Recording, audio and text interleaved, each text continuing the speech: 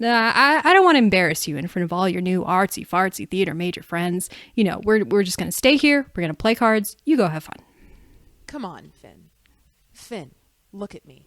All right, I beg you. No, I implore you to come to this party with me. All right, I realize that I wouldn't know how to make it through this world without all of your unsolicited wisdom and all your guys' constant fuckwithering. What do you say? You don't really mean that. I wouldn't say it if I didn't. That was great. Thank you very much.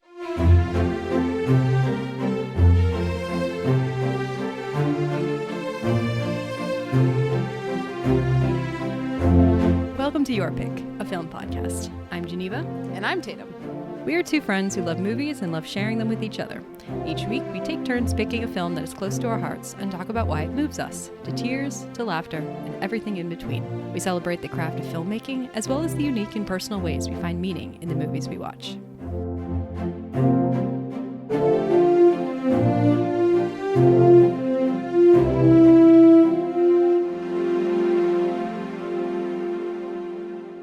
All right, back again, Tatum. How's it going for you? I'm doing swell. I'm excited to talk about this movie today. I think I'm more awake than you are, so that's good. Yeah, easy to be. I've not slept very much in the last week or so. Just the joys of moving. But you know, I'm excited to be here. Excited to be talking about this movie. Let's do it. Have you been watching anything good in the last? I have. I actually can't recall mentally when was the last time we recorded, because I feel like it's been more than a week just because I've watched so much stuff, but maybe I'm wrong.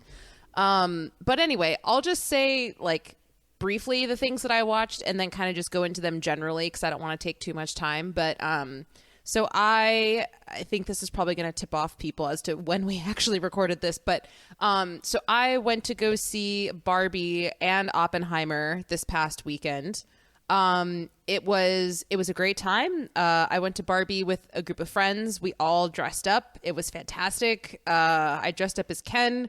Tatum's outfit was amazing. Thank you. Yes, I tried to harness my inner denim Ken. Your Kenergy, you might say? Yes, I tried to Ken really hard. But yeah, I actually thoroughly enjoyed Barbie. I would highly recommend it to people. I wasn't sure what to expect going in, but I trust Greta Gerwig, even though Little Women was a little bit of a miss for me. But I trust her, and she pulled through. I thought the movie was fantastic. I really liked the message of the story and the way that it, in my opinion, subverted all expectations. I thought it was going to be this movie that was very kind of basic and on the nose of like, women are important, don't put the women down. And I mean, part of it was that, but also the way that it navigated that was in a really unique, interesting way. And then it tied things in with Ken at the end and showed how both men and women are valuable in society for specific reasons. And they're just human beings who deserve to be treated like human beings, while also just shedding a light on how difficult it can be to be a woman in the world. Also, like, this is some of the best production design I feel like I've ever seen. The production design is absolutely phenomenal. The costumes are out of this world. I would say even if you don't like the subject matter, which I feel like most people would like the subject matter, even just for a visual spectacle, it's worth seeing. So that's Barbie. Highly recommend.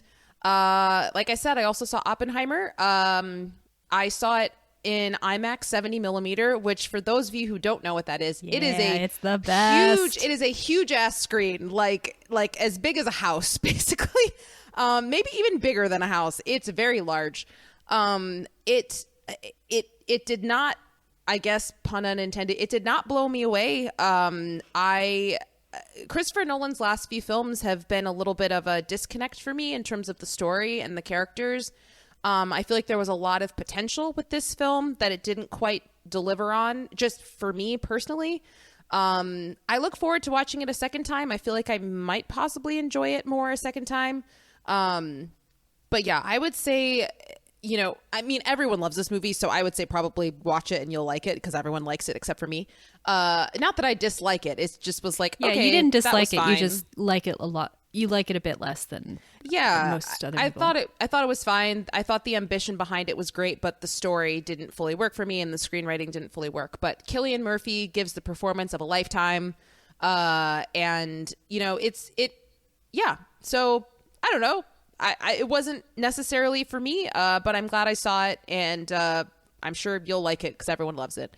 And then other than those two, just really quickly, I have really been diving into some queer cinema recently. I've made myself a watch list of like a bunch of queer movies that I want to watch, and I watched 3 of them this week. One of them is called Dating Amber, the other one is called Love, Simon, and the other one is called Weekend. All of them very good, but different types of stories. Dating Amber is about 2 queer teens who they're basically being made fun of at school for being gay, and they're like, well, if we pretend to date, then everyone will leave us alone because they'll think that we're straight. And so they form this beautiful friendship between the 2 of them, and it's kind of about how they navigate just life as teenagers, as queer teenagers, and them both owning their own sexuality in their own ways and in their own timing. It's very good. I cried at the end. Love, Simon is another good movie. It's a very like cliche teen high school coming of age romance type of story, except the queer aspects of it are what make it different. And I like the concept of taking this very traditional model that we've seen for these types of films, but having it be a queer story as opposed to a straight story. I also cried in this movie. I don't know if we see a trend. But yeah, just very powerful about this teenage boy being gay and like coming out in his own timing, but also being outed by someone else, and how that, you know, whatever, how that affects him and his friendships and his relationships and everything. Very good movie. Highly recommend if you are just kind of both of those movies. Like if you just want to kind of feel good, but also see it from a different perspective that you might not have seen it before, I would highly recommend those 2.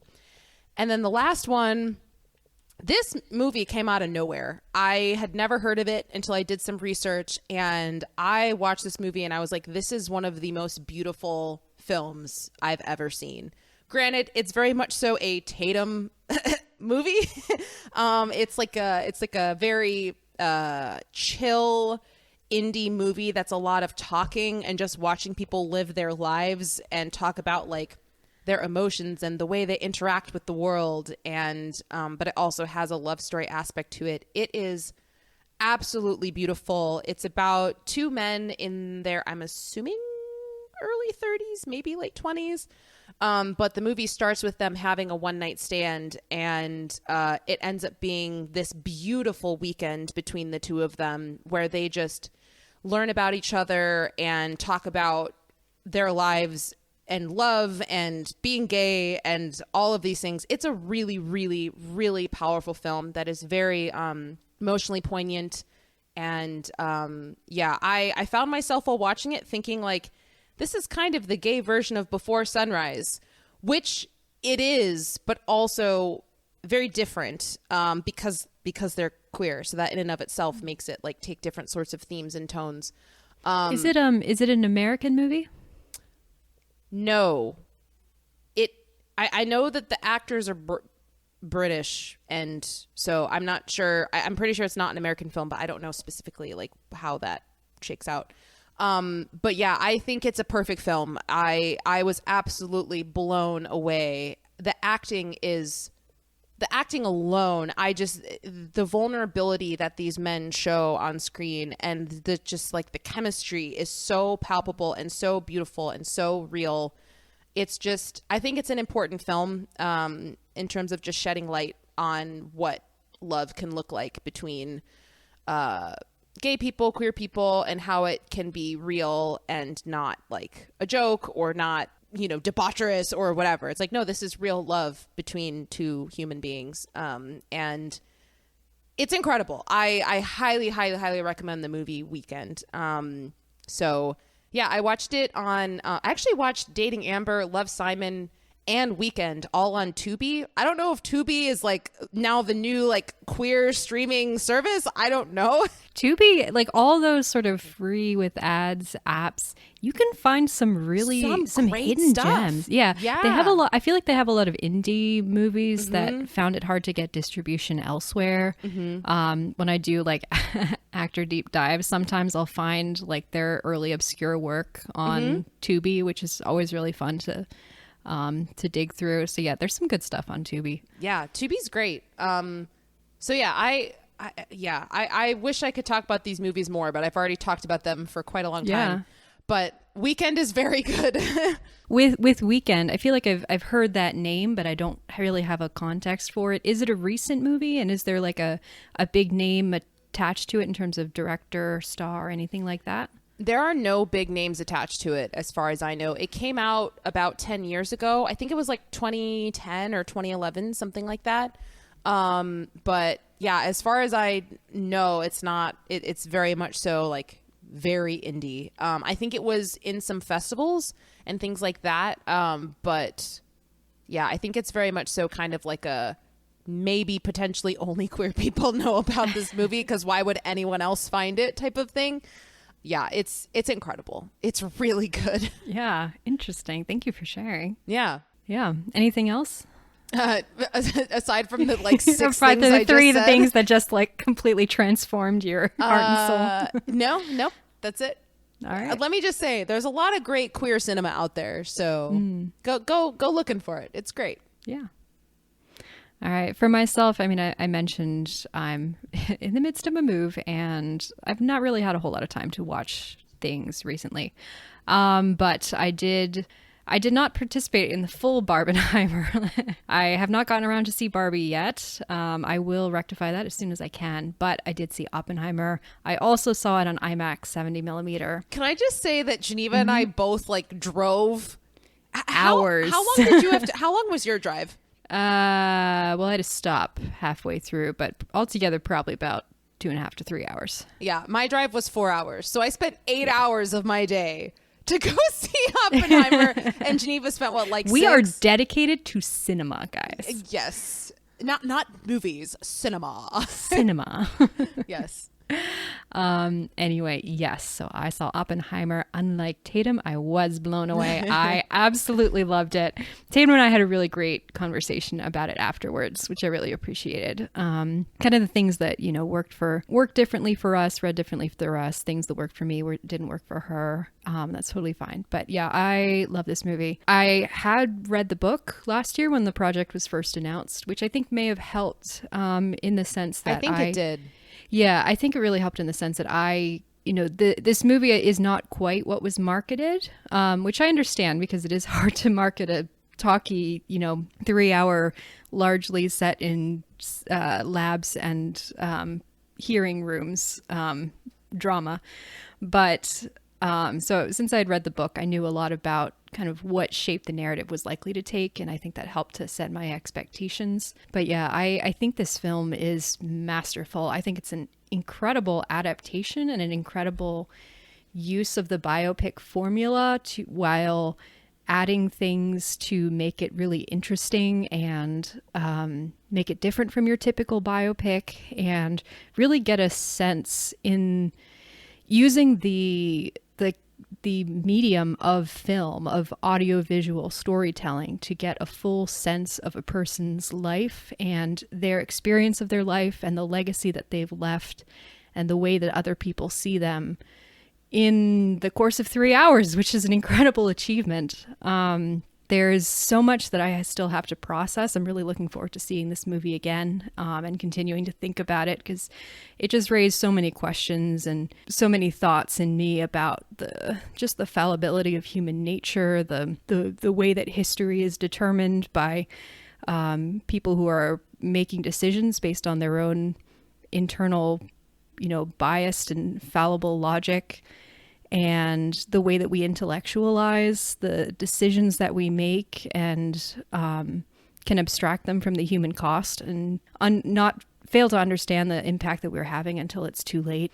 Yeah, there's so much more that I I want to unpack with this movie. But the performances, as Tatum said, they're all excellent. Cillian Murphy, just one of our great actors. He gives an incredible performance here.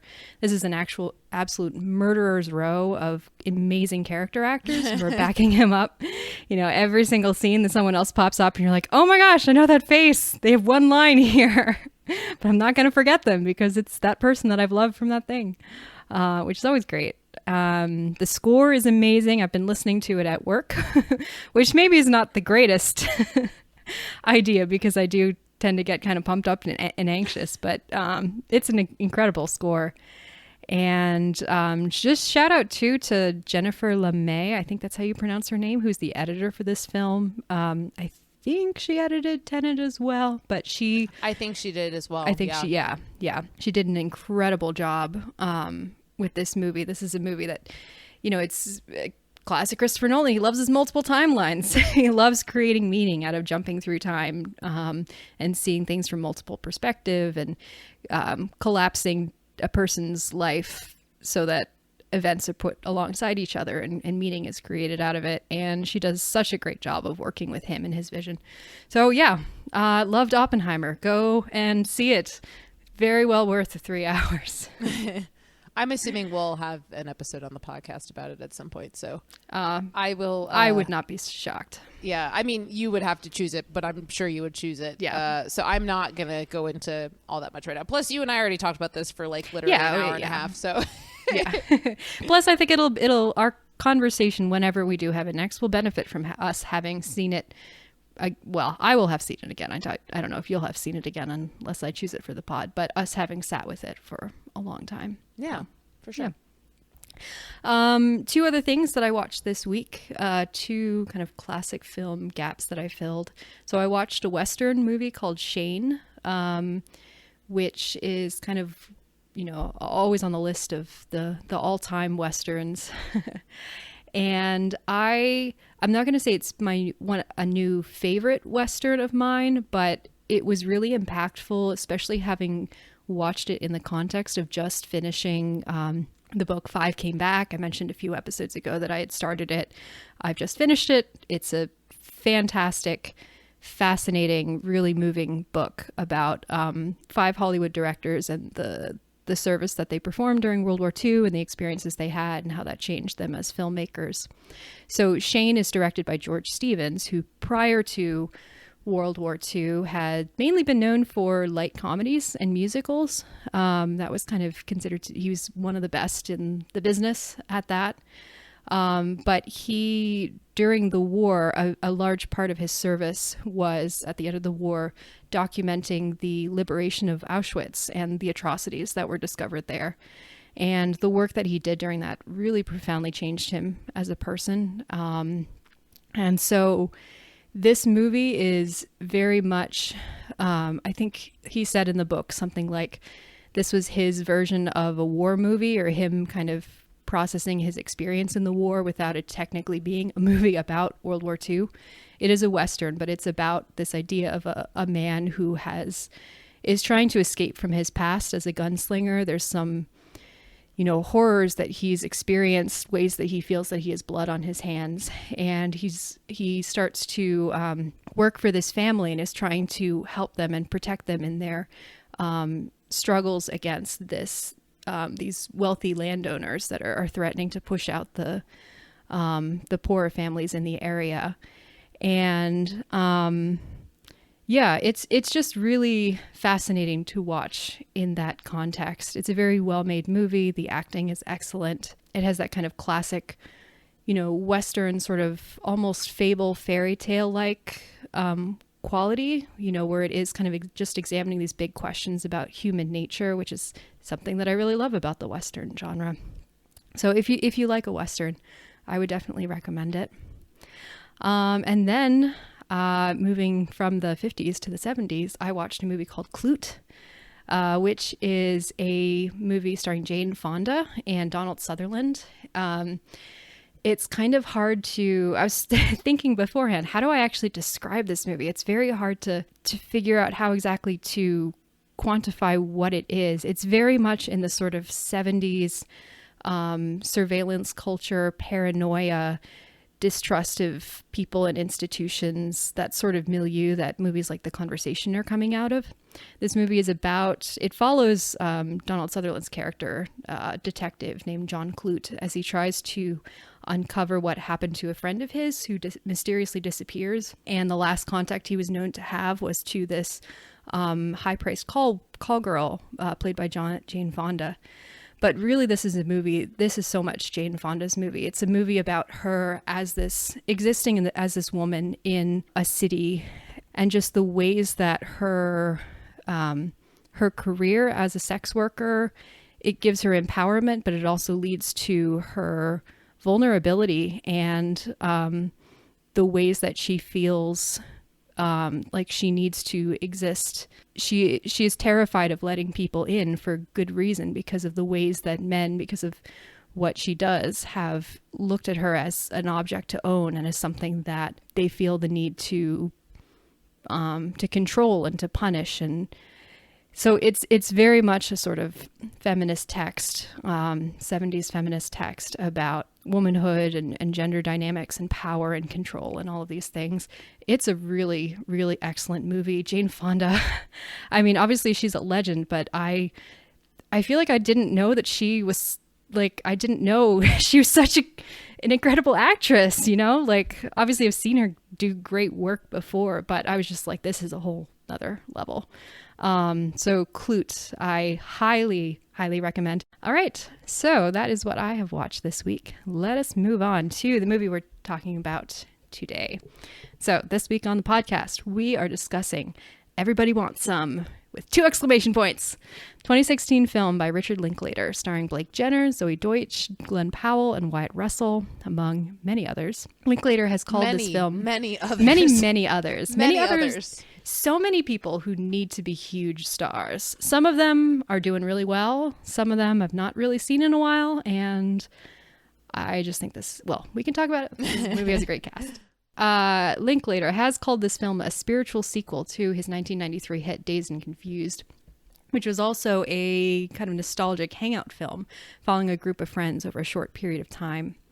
In Everybody Wants Some, the point of view character is Jake, a freshman pitcher for a Texas college baseball team in 1980. The story begins with Jake's arrival on campus and takes us through the long weekend before classes begin, which Jake and his teammates spend partying, chasing girls, getting to know each other, and trying on different identities. The film is much less interested in plot than in exploring the colorful, hyper-competitive community that Jake has stepped into, and the intricate dynamic shifts that take place as a group of disparate personalities grow into a team. Jake quickly bonds with Dale and Finn, 2 friendly upperclassmen, but receives hostility from Mick Reynolds, the team captain and a genuine pro baseball prospect. He clashes with his roommate, Billy, nicknamed Buter Perkins by the rest of the team, but he gets life advice from Willoughby, a transfer student and fellow pitcher, who, it turns out, is secretly 30 years old. At the end of the weekend, he connects with a sweet performing arts major, Beverly, about the value of having something in life to be passionate about. Richard Linklater came up with the idea for Everybody Wants Some around the mid-2000s and wrote a first draft based on his own experience as a Texas college baseball player in the 1980s. However, with a large cast that would be mostly young unknowns, it took over a decade to pull together the financing. After a lengthy audition process that included some open casting calls at local Texas colleges, Linklater selected a group of young actors he thought could bring the energy he needed. He brought the whole cast to his own ranch for 3 weeks of rehearsals so they could build chemistry with each other. And he worked with each actor to tailor the script to fit their individual abilities and personality, allowing them to improvise and contribute ideas. The whole cast was given lessons on baseball and dancing, and they were encouraged to learn as much as they could about the culture and feel of the time period. I see Tatum is laughing about the baseball and dancing, because if anyone is not aware, if you love this movie, there's a lot of behind-the-scenes footage that you can get on YouTube, and there's a particularly delightful video that is just about the cast learning how to dance, and the adorable, like, tiny little dance teacher who is just like this little spark plug of energy, and she like knows all the cool 70s disco moves and is teaching them all, and it's just the most cute and wholesome and delightful thing. Highly recommend. So, all right, Everybody Wants Some. So I'll just quickly go through my own history with this movie. I first discovered this movie in probably 2017 or so. So like maybe 5-6 years ago. I just like instantly fell in love with it. This is one of those things where it's a movie that seems like it should be opposite everything. And yet somehow, just because of the sensitivity and the way that it's made, it's like this movie was made for me. My college experience had nothing to do with sports. My history with sports on this podcast is well documented. And yet something about the way that these people interact with each other, their friendliness, competitiveness, how they're all trying to like be witty and out clever each other. They have so many just in jokes and traditions, the way that the groups form and the way they fight with each other and pull each other back. I don't know, just it all resonated with me, even though it was like the opposite of my friend group in many ways. It's so universal, the way that the people act in this movie. This is just one of the most fun movies ever made. The casting is so excellent. Everyone is just so charming and silly. Like, you know, on the outside, this should be just bros that you're kind of disgusted with, and yet you're not. You just want to hang out with them, you know? I really want to go to college in the 1980 because it just looks like so much fun. Obviously, this is a movie that's very much filtered through nostalgia, but I think it does have some insightful things to say about the way that we explore and we create our identity and the way that we create meaning in our lives. So yeah, I love this movie. It's so much fun. Tatum, what about you? What's your history with this movie? Well, first of all, I find it very interesting that, not that you like this movie, but I find it interesting that you like it as much as you do, because I feel like for me, not a huge part of the reason why, but like one of the big reasons why I love this movie is because of the sport aspect of it. Because I feel like that is kind of a big part of the film in terms of in my opinion, sports are this beautiful thing that bring a bunch of random people together, and they have this one thing in common, and that's kind of all that matters. Like, all you need is this thing, and then it unites people that otherwise probably wouldn't be hanging out. And I love that dynamic that sports can bring to life. And so I find it interesting that this is, and again, not that this is a movie that connects with you, but because sports is kind of the catalyst of all of these relationships, I'm surprised that you relate with it as much as you do. But anyway, that's beside the point. So I love this movie. I think this movie is amazing. I think I've said before on the podcast, I'm a very big Linklater fan. I love his directing style. I love how he interacts with his actors. I love his writing style, the stories he creates. And I think this movie is just a lot of fun. This movie is so much fun from start to finish. There is no part of this movie that I don't like. Every single scene, every single line, every single character is likable and lovable, and like, I feel like, kind of similar to what you said, if I met these men in real life, I would hate them. I'd be like, you are misogynistic, you're sexist, you're all of these things, like, what's wrong with you? But I think getting to see kind of the inner workings of boys are just dumb. like just, not that they're always dumb, but I feel like in particular at that age, when you're on a team with a bunch of people that aren't necessarily there for their schoolwork, but there for a sport. And I'm not saying that's what all college athletes are like, but I think in this movie, it's established that like a lot of them are not actually here for school. They're here for the sport of it.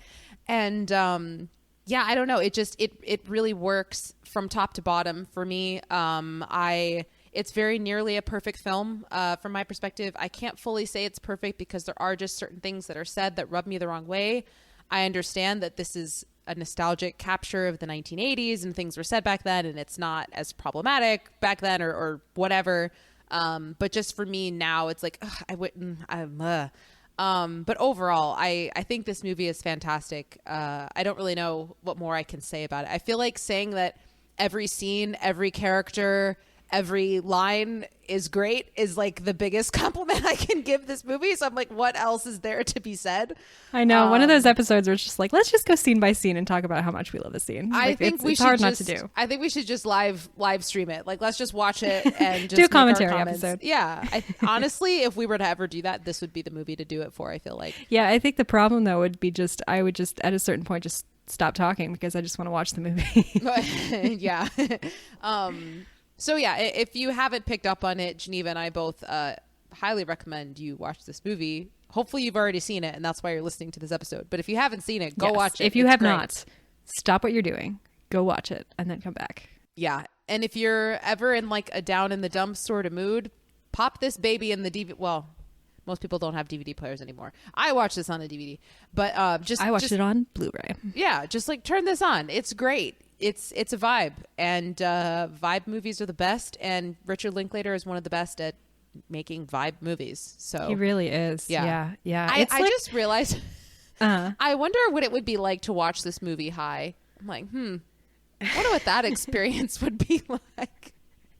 Probably great. Maybe that's what we could do. We can turn the movie on. We can record an episode after my. You could do that. Yeah, that would be. That's funny. That would be interesting. Yeah, it would be making the bong hit scene would be. I feel like it could be dangerous if you have a competitive spirit. Oh, yeah. I love that whole conversation of that guy just over and over again being like, "There's no possible way that you could actually consume that, but like, there's no way." Like Wyatt Russell's delivery of "I think that is a new school record" is just record. So good. Yeah, it's so great. Yeah. I really love the line that Jake says toward the end where Beverly is like shocked that he's a baseball player because she's like, "You're not dumb enough." And he's like, "Well, the ratio of intelligence is about the same on my team as it is in the rest of the world." And she's like, "Not much?" And he's like, "Yeah, pretty much." Yep. But it is true. Like this movie, to me, as a non-athlete who is generally kind of dismissive of sports in a way that like I really shouldn't be. Like, well, I mean, this is the thing about this movie. Like, let's start with that right here. Why do I love this movie if I don't care about sports? I feel like this movie, it does such a good job of making the case for why people love sports and what it can do in their lives. And it does it in this sort of universalizing, abstractizing way that I really love, which is like, if you get me to think about it in terms of art, that really helps me to understand and connect with it. And this movie does that. I mean, it does it very directly at the end when Jake and Beverly bond over the fact that even though they come from two different worlds, they have two very different passions. The idea that they have a passion at all, that they have something that allows them to connect with other people and brings them all together toward a common purpose that gives them meaning in life. I'm like, oh, okay, I get it. That's like, so okay. crazy to me because literally like every sports movie has that message. But I feel like for you, for some reason, it only connects here. Maybe it's because it's explicitly stated. I don't know. But like every sports movie, that is the reason why we love sports. Like that's why that's why people love them. That's why we play them. That's why they exist. And so like that for me is inherently a part of every single sports movie that exists. It's like, this is an automatic given. Like that's what a sport is. That's how it exists in and of itself. And so I find it interesting that is a theme that connects with you here, but not in other movies where, in my opinion, the same theme is communicated just in a different way, I guess. Yeah. I mean, I always say like, I will connect with a sports movie as long as it's not really about the game itself. It's about the human being and what motivates them and what drives them, and you know, the way that they in a more philosophical, universal way interact with having some sort of purpose in their life. So this is, you know, but Chariots again, of Fire in is my another mind, like that's true for every sports movie. Well, I mean, we had this conversation about $1 Million Baby where it's like, to me, that movie did not go to that level in kind of helping me understand what it is that drives these characters to care about this thing so single-mindedly. And I couldn't connect with it for that reason. Like if you, as you clearly do, you can understand that mindset more easily, and so you could connect with it. But for me, there was just a remove. But this movie, I mean, Chariots of Fire, we'll do an episode on at some point. That's another one of my favorite movies. And as you pointed out, which I didn't even think about until you pointed it out, that is a sports movie. It's a movie about people who do sports. But to me, it's like, that is so far from the first thing that I think about when I think about that movie. What I think about is that is a movie about why people do it. I don't understand why certain sports movies connect with you and others don't. Mm-hmm. Because to me, they're all explain like, it. Obviously, like, not all sports movies are the same, but the fact that all sports movies have sports in them inherently means that they all have this same core thing of like, we participate in this sport because we're passionate about it, and that is part of being human. Like, that is like an underlying theme for every single sport. Like, but for you, it doesn't. It's just so interesting. And again, like, okay, we should stop talking about this because we can go on forever and ever. But like, just hearing about, we mentioned this on the $1 Million Baby episode, but like, you talking about how you can't connect with Moneyball because it's directly about the sport. And I'm like, yes, but it's like, it's explaining why it matters to him. It's explaining why baseball is important to him. Like, there's literally a line in the movie where he says, how can you not be romantic about baseball? That movie is about communicating the romance of baseball in very, like, in my opinion, specific ways. But for you, it's just like, no, it's about the sport. I don't get it. But I'm like, but it's about so much more than the sport. And then this movie is the same thing. Obviously, very different movie, very different tone. But it's like, how can you, I mean, I guess also in this movie, how can you not be romantic about baseball in a different way? But that same core message of like, this is a sport. That's amazing. And like, let's connect with it. Anyway, we don't need to go on and on about this. But I guess what I'm saying is, I will never understand why you connect to specific movies that involve sports and why you don't connect to others. Yeah. Yeah. I mean, it's a fascinating ongoing theme for us to continue tracking. I would love, I mean, you've mentioned that there are a lot of other sports movies that you want to do on the podcast. I really look forward to seeing more of them. Because honestly, like, because I don't care about sports, it's not a genre I tend to seek out, Yeah. So like, there are probably a lot out there that I'll watch it and be like, oh, this is amazing. I can connect to this. I didn't think I could, but I can. Yeah, I'm trying to be very specific in when I choose sports movies, because my gut tells me that you're probably not going to like any of the ones that I choose. So I sometimes wonder, I mean, it's probably, this is probably too simplistic, but I sometimes wonder if it's just a matter of like screen time ratio. The proportion of time that they spend playing actual baseball in this movie is so small compared to what they do, the amount of time they spend doing other things. And Chariots of Fire is similar. Yeah. So I don't know. Yeah, I was actually thinking while watching this movie during the scene where they're having their like scrimmage and their, preseason practice or whatever. I was watching this. I was like, this is one of my favorite scenes in this movie. And I feel like Geneva probably doesn't care about this scene as much as the other ones. Like, I just, not that you don't like that scene. I don't know necessarily your strict feelings about it. But for me, I was like, I love seeing these guys come together and playing this sport and seeing their different skills and their abilities and how like the dynamic of a sports team and this sport. And I was like, this is one of my favorite scenes because it's so sporty. And I was like, I don't know if Geneva loves it as much as I do, but yeah. Yeah, I don't know. I mean, I do love that scene, but it's more because of like individual lines or exchanges between the characters. Like the whole Pete Ward thing is so funny. The helmets, superstitions versus rituals, the whole Jay Niles versus McReynolds showdown is great. Like, there's just so many individual character moments in that whole scene that the whole movie has been building up to, and it really is a culmination of all these things that have been happening throughout the film. And so I love it for that. The actual setting and what they're doing is, to me, not what stands out about that scene. It's the journey that we've been on with these characters. Yeah, I watched that scene, and obviously I appreciate it for all the things that you said as well.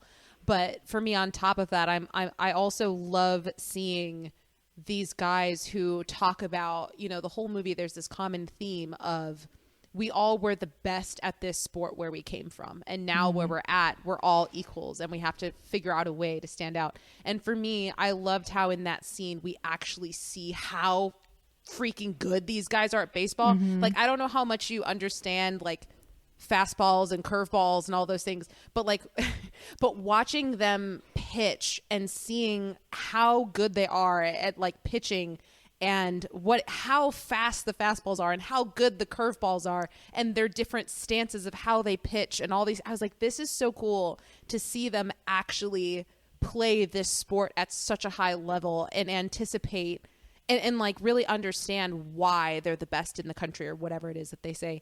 And also connecting with, because again, like I played ice hockey through college. And so connecting with that experience of like having a team captain and everyone kind of respecting them while they talk, and let's have our group stretch before we start the practice. And and the coach is off to the side, and, and also just the dynamic of all of these little communications that you have while at practice. It's like, yeah, you're there to play the sport, but in between I guess in hockey, they're called drills. I don't know what they're called in baseball, but in between your drills and things like that, you have little side conversations with your teammates. And I just, obviously, like I said, I appreciate it for all of the things that you said, but also I love the sports aspect of it too, of being like, dang, these guys are really fucking good at baseball. Like, this is insane. I want to see the sports movie of this that happens after, like, I want to see the sequel where, after all the fun and games are done pre-season,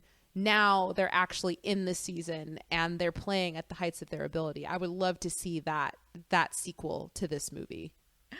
I love that. I love that we're having this conversation, that I get to discuss this with you, because that is totally not even a layer that I was thinking of when I was watching this movie. Is like, I know that McReynolds is really good because the movie really communicates like this guy is on another level, even from the other players. But yeah, that's probably a whole sort of layer of those scenes that I'm missing out on because I don't really understand what it means to look like you really know how to play baseball. I mean, the wild thing is, Jay, the crazy guy, he's actually a really good pitcher. That's the thing. It's like he's pitching and it's like, dang, he's really good at pitching, which is why it even becomes a bigger deal that Reynolds kind of like hits the ball out of the park and like hits a home run. There's so many dynamics here of seeing how good they are and all that stuff. But yes, these guys are actually really good at baseball. Yeah, that's amazing. I was wondering how to even break down and talk about this movie. I mean, we've already kind of started getting into it, which is great. Because there are just, this movie is not, there's not a whole lot of plot. It's mainly just people hanging out in one location. Dudes being dudes, dudes rock. Yeah. It's people hanging out in one location and then they go to another location, they hang out, and they go to another location and they hang out. They go to like 4 different types of parties in one weekend. Which I really want to make sure that we talk about all of them because they're all amazing. Can I just say my favorite Letterboxd review that I saw for this was films that set unrealistic expectations of college. Like, what college, the first weekend that you go there before school even starts, are there like 5 different massive parties that you can go to in one weekend and like get laid like 5 times? Just like, this is, I don't know. Maybe it's just because my university only had 2,000 students and that's why, but I'm just like, I feel like this is I don't think he's being subtle about this, but just realizing like I'm pretty sure this is an exaggeration of actual college life. Yeah. It's probably, there's a lot of nostalgia going in there, I'm sure. Yeah. But in my notes, every single time they changed locations to those parties, I put in all caps, I want to dance at a 70s disco. Yeah. I want to go to country western bar. I want to go see a 80s punk show. Yeah. I want to go to a theater party. Yep. Oh man, it just looks like so much fun. Yeah. Yeah, the disco club in particular is like, oh man, I've never wanted to dance disco so much in my life. They're just You need to watch more disco movies. Yeah, clearly. Never seen Saturday Night Fever. I should get on that.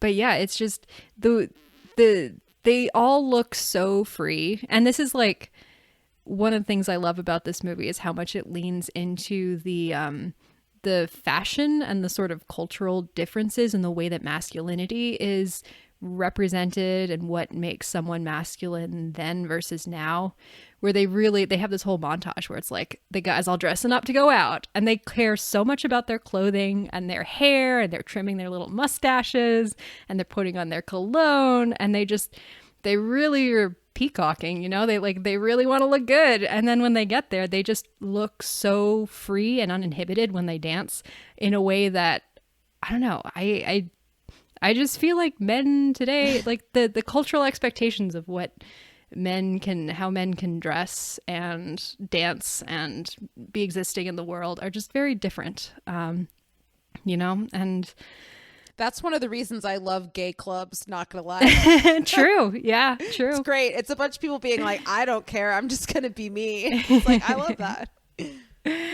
Oh man.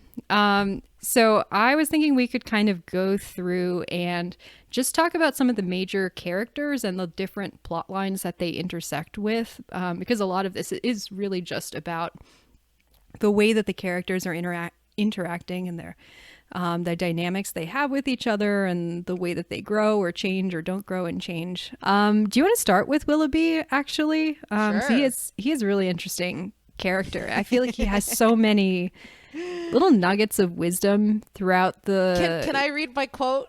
Yeah, please do. Please do. Okay, so just for context for the listener, so when I was watching this movie yesterday, I wrote down a timestamp of a specific quote because I was like, I want to make sure I go back to this quote to comment on it when we're recording. So I just rewatched it before we started and I wrote it down. So it's a quote that Willoughby says when they're at like a billiards bar or some bar and they're playing billiards or whatever. And Willoughby is talking to Jake and he's telling him, he goes, and he's talking, but when he says he's talking about them being pitchers. He goes, we're fucking weird, man. We're different. And the trick is, what's the trick? And Jake goes, I don't know. And then he goes, the trick is you can't fight it. You gotta accept it. You gotta fucking embrace your inner fucking strange, man. Just be fucking weird. And when you do that, you bring out who you are, not who they want. And that, my friend, is when it gets fun. And I actually wholeheartedly agree with that quote. I think it's great. And I think that's the best words of wisdom he gives in this whole movie. Maybe that's because he's 30, so he has more years of wisdom. He's got a lot of years of experience being the lonely pitcher on the team. Right. Yeah. He's got like 12 years of life on this Jake kid. So, but I just thought that quote was particularly like very, just very, I don't know the word, like very relevant and very important of just like, be weird, be you, and be who you are, not who they want you to be. And like, that's when life gets fun, you know? And I just thought that was great. Yeah. And it comes in the context of like, I mean, I think you kind of said that Jake and Willoughby are bonding over the fact that they're two pitchers on this team where Mick Reynolds and some of the others have really look down on pitchers. There's this sort of, Jake calls it an anti-pitcher bias or something like that. But it's that idea that within this team that is very closely knit and everyone has their appointed roles, there is this one role that is so extremely important and yet is so, because of that, is so isolated from everyone else. Like the pitcher's literally all alone by themselves in the middle of everyone else on this mound. And they're not directly interacting with anyone except the batter in this way that's very different from the rest of the game or the rest of the team. And so this conversation between them is like, yeah, you are in this special position, and instead of people are afraid of you or intimidated by you because of the fact that they don't understand what it is that you do and they don't understand what it takes to do well in that position. And so instead of being cowed by that, what you got to do is lean into it, which is, I think, just really good life advice in general for for living in a world where you have a very specific niche, or you're separate from the rest of people in some particular way.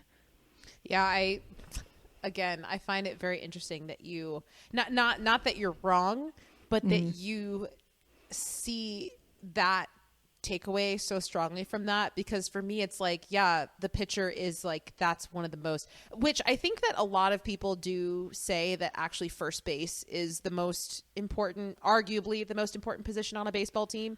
But I think you could just as easily argue that like being a pitcher is the hardest position. And so just kind of that competitive nature of like, this person has the most important job on this team, and that's kind of intimidating to me because I want to be the best and da-da-da. So just, I feel like I interpreted it more through, again, like a sports lens of seeing like, yeah, being a pitcher is the most important. And like, what type of dynamic and relationships does that make with your teammates? And it made me think of like in hockey, the goalie, not that like I was never competitive with the goalie, nor were any of my teammates, but there is this recognition that being the goalie is arguably, in my opinion, not arguably, the most important role that someone can have on a team. And so there's this kind of respect and reverence for that sort of position. And so I found it interesting that in this scenario, it was kind of equally competitive and reverent of that sort of being a pitcher. And yeah, I don't know. I liked that conversation and that distinction between being a pitcher and being like an outfielder, an infielder, or an umpire or whatever. Not an umpire, a catcher, not an umpire. Sorry. But yeah. I would not have known enough to correct you. Like, I know that there's a difference, but I would not have corrected you if you had not corrected yourself. Yeah. Yeah. Oh man, the character of Willoughby. I love the fact that he has his own little van that he lives in, and you really do get the sense of like, he's just this kind of gentle stoner hippie who just flies around to different campuses, see who will let him in for a bit, just kind of hangs out. I love the fact that I could tell that he knew it wasn't going to last long, because when the coach showed up at the field, and you could tell that he was like, well, it's that time again. It's up. Like, yeah. So, like, he's clearly gone through this many times like before. He never intended to actually start the school year and take any classes. Like, he knew. Yeah, actually, now I'm wondering what was he even going to pretend to register for? I know. He was just here for the vibes, and he knew it wasn't going to last long. I love the fact that when they're in the sound machine, the second time, and Jay Niles starts the fight, and they're all like, we got to jump and like help out my baseball buddies, and they all get thrown out. He's just like in the background, like just casually putting out a cigarette, and then just kind of follows them out. Like, he does not get involved in that fight at all. He's just like, oh, I'm letting these children do their thing, and I'm just going to kind of follow them around. Or even when they have the party at the house, and he's just upstairs in his room doing some sort of like weird, like naked Tai Chi. Yeah. I don't know what it is. Practicing his throwing stances. I'm not quite sure. So great. Yeah. He's just living his life. Have you seen him in his Black Mirror episode? Remind me which episode that is. Is that from the most recent season? No. It's okay. It's from years ago. I have not seen it in years, but it's kind of an episode where it's like a virtual reality video game type thing, and it transports you to these other worlds, and then you basically get like terrified in those worlds, and a bunch of scary shit happens. Interesting. No, I don't think I've seen that one. Yeah, that's where I knew him from. And then I watched this movie, and I was like, oh, that's a very different role for him. Yeah, he's a really talented actor. He's in, I mean, you're obviously not into Marvel, so you wouldn't know this, but the Falcon and the Winter Soldier miniseries, he has a really good role as this like dark inversion of Captain America, and he's kind of genuinely really twisted and terrifying in it.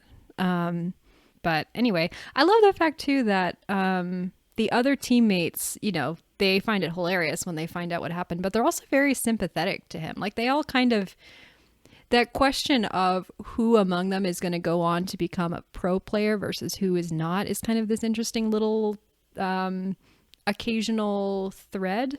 because it's all kind of understood. Like, there are a couple people on this team who are actually probably going to go on to do this professionally for the rest of their, career. Mick Reynolds being the big one. Jay Niles proclaims he's one, although everyone is very skeptical.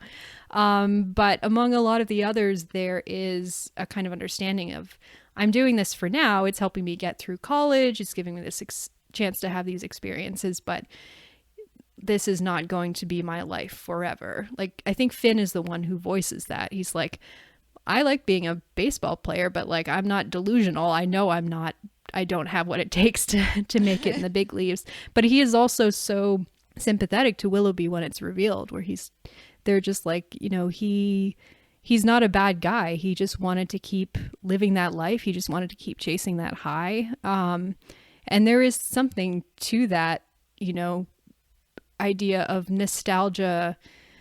This, as I said, this is very much a movie that is about nostalgia, but it also has this kind of thoughts about what does it mean to live forever in a kind of nostalgia. It's really not sustainable. The movie is not, the movie is very sympathetic to Willoughby and that desire to keep living out your college days. But I think it is also understanding of the fact that it's not ultimately a sustainable or healthy way to live in the long term. Yeah, I would say that that's a very, I don't know if you can use mutual understanding if it's multiple people and not just two. I think you can.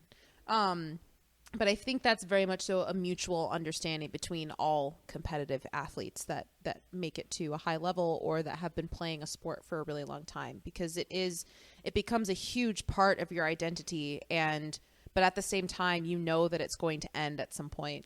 And so whenever it does end, we all know what that pain is of having this thing that you love taken away from you because your body can't do it anymore, or there's other people that are better than you or whatever. And it's a very common experience for all athletes. Like I was going to say it took me years to get over no longer being a hockey player, and I'm not even over it yet. Like, I still struggle with not being a hockey player. And I think it's a very common experience that many, if not all, athletes have. And so I think when we see other people going through that, it is a sense of like, we get it, man, or woman, whoever you are. Like, we get it. It's hard, and we see that you love this sport. So like, hang on to it in the way that you can. Like, that's why it's so fantastic when I get to go play hockey with 65-year-olds and none of us are good anymore. But it's like, but we know that this is something that we love, and we want to support each other as we continue to play in whatever capacities that we can. And I don't think that that's maybe necessarily what the movie is entirely going for, because I think that's maybe a little bit too deep of an interpretation with what's going on here. But I do think that the way that they respond is not necessarily, I think that would not be an unlikely response. I think that would be, I think other athletes would understand if someone else did that. And I also love that they think it's super funny.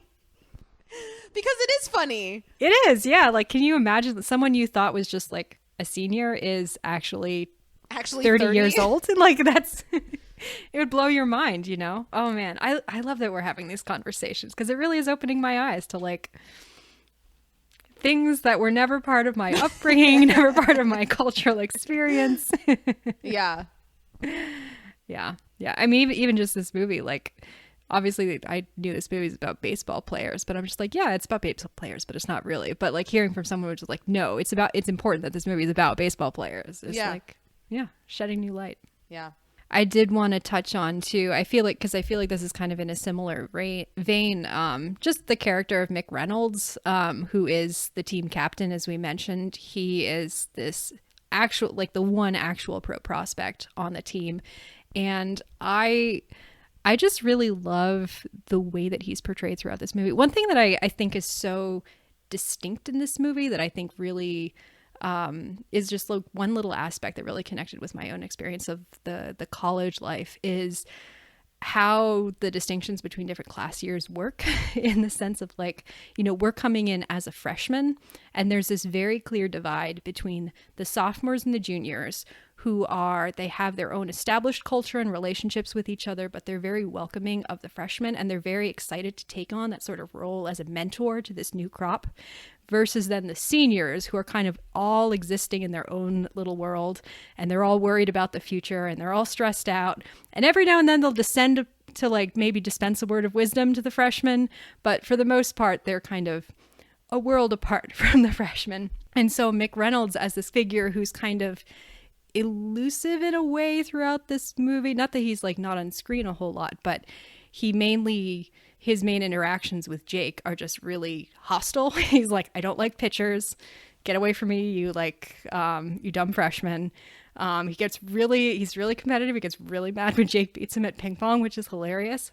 But then at the baseball practice scene is when we all of a sudden see this kind of not different side of him, but you see why he's the team captain. Right. You know? Yeah. You see the way that he just takes down Jay Niles. He knows exactly what to do. He just shows him up. He shows him, I'm the best on this team. You need to earn your teammate status. We're not here to celebrate you. We are here to become a team. And he just does it so well and so succinctly. And it's just this great little turn for this character who's kind of been antagonistic before, and now all of a sudden you're seeing the value of this person as the kind of steady rock at the center of this team and the thing that is pushing them all forward. Yeah, I don't know. Do you have any thoughts on Mick Reynolds and his role in this movie?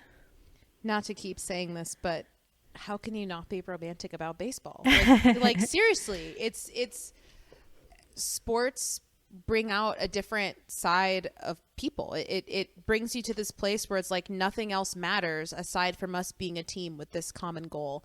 And I love seeing that depth to Mick Reynolds. I don't think he's necessarily as hostile as you seem to think he comes across as when he's not on the field. I think he's more so just like this guy that has an ego and is kind of like, oh, how dare you be like, I don't think it's something where he's legitimately thinking, Jake, you suck, I don't like you, I can't believe you did this to me. I think it's more so him just kind of being this like 11-year-old kid who's like, but I'm better and you just beat me and rah! You know, he just doesn't know how to express it, so he just throws a ping pong paddle. Can we appreciate the fact that because Mick Reynolds and Roper are sort of like captain and lieutenant. Roper's the other senior, like clearly like best friend kind of thing. After he throws the ping pong paddle and storms out, Roper's like, well, I guess I got to go put out that fire. It goes off, and it's very like the girlfriend going to calm down her boyfriend or something. It's very cute. Yeah, it's great. I don't know. I really like his character because I feel like, you know, I'm trying to think. Oh no, he's not in that scene. Yeah, I don't know. I really like him. I think I love how good he is at baseball. Like that scene with the axe when he's splitting the baseball and he does it twice. Such a good scene. Like I just think it's so great. I just love seeing this guy who, in my opinion, has every single right to be a complete asshole because he obviously is the best at baseball. But he's not. He's kind of this, I mean, I do think he has, you know, his own pride that he's trying to protect. But at the same time, he just seems like this, you know, he just seems like this college guy who's just trying to live his life and do his thing. And I don't know. I think he's great. I don't have anything super intense to say about him, but I don't know. He seems just like a team player, and I really appreciate seeing him step into that role as the team captain. I like what you said, where in that scene we really see why he has this, you know, role that he does. Overall, I think he's great, and I think he's really good at baseball. He is. I mean, you probably know this because I know you've seen at least some of the behind the scenes footage, but Taylor Hoechlin, I think is how you pronounce his name, who plays Mick Reynolds. I believe he was like a genuinely almost a pro baseball player. Like he played competitive college baseball. Yeah, apparently when because everyone had to submit like a self tape as part of their audition of them playing baseball, and most of them went out and, you know, were like got their friend to record them hitting a baseball or whatever, and Taylor Hoechlin was just like, here, let me show you some footage from like news casts of me playing college baseball. Well, there you go.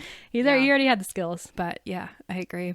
I would love to take a minute just to talk about, as we kind of transition into like to the team more generally and like the friendships between them.